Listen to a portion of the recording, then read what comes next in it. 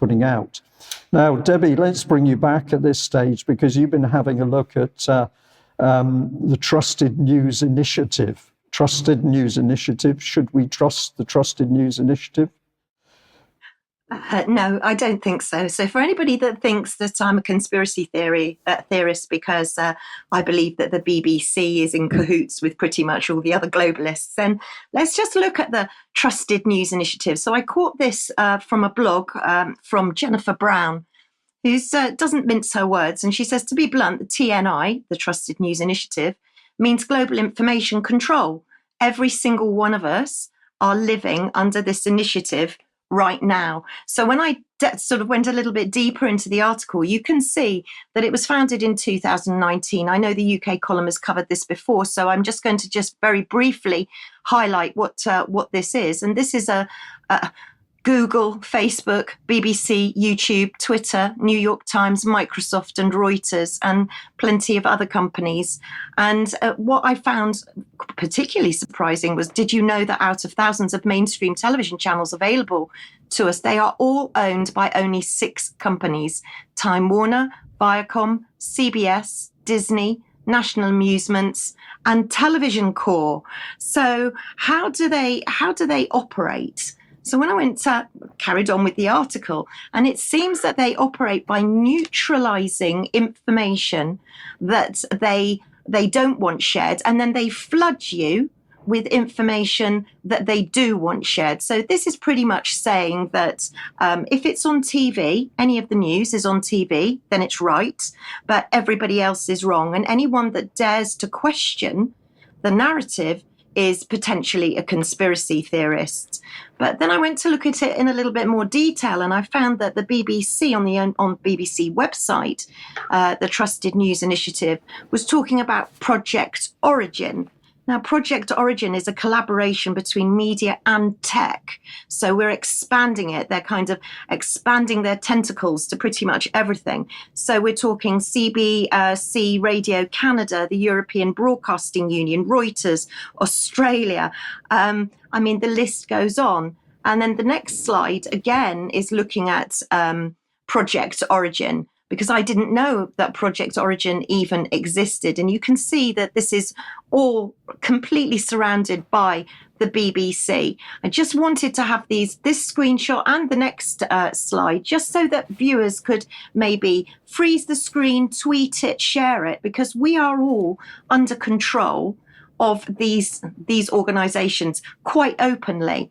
And I think we've got a little tiny bit of video that we might have that might explain the Trusted News Initiative a little bit more. What is the Trusted News Initiative, or TNI? Simply, Global Information Control. The Trusted News Initiative was founded in 2019 by UK's state broadcaster, the BBC, and its global media and big tech partners. The TNI's big pharma backers had a vaccine agenda in mind from the start. The TNI issued a warning in 2019 that anti-vaxxers are gaining traction across the internet, requiring algorithmic intervention. That means very smart computer programs to identify, attack, and neutralize anti-vaccine content. How does the TNI work? Flooding your screen with repetitive pro-vaccine messages that normalize the experimental vaccine.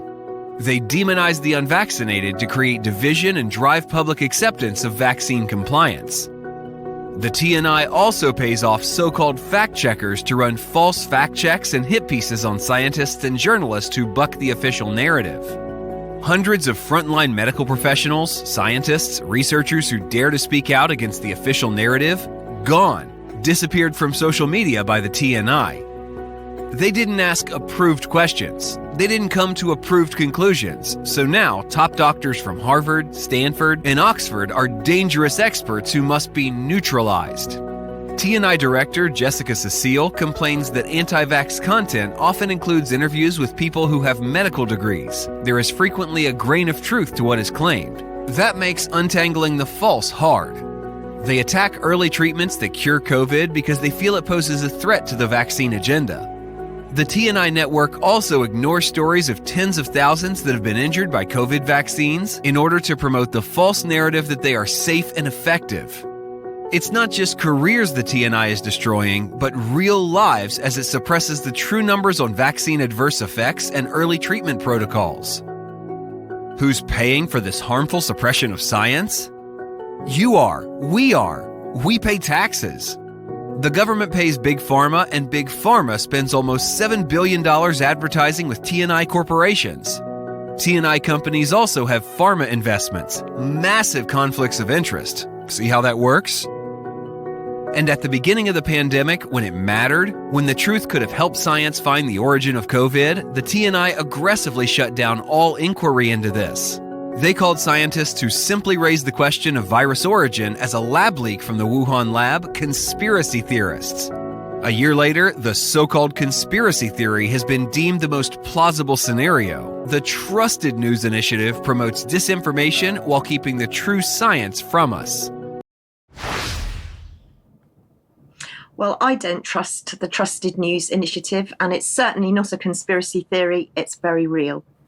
It's very real, and BBC in there, of course, Debbie, and as I highlighted earlier in the news today, remember those embedded democracy reporters in all the local newspapers, so that the centralised control from the government and the BBC is embedded in what we believe are independent local newspapers.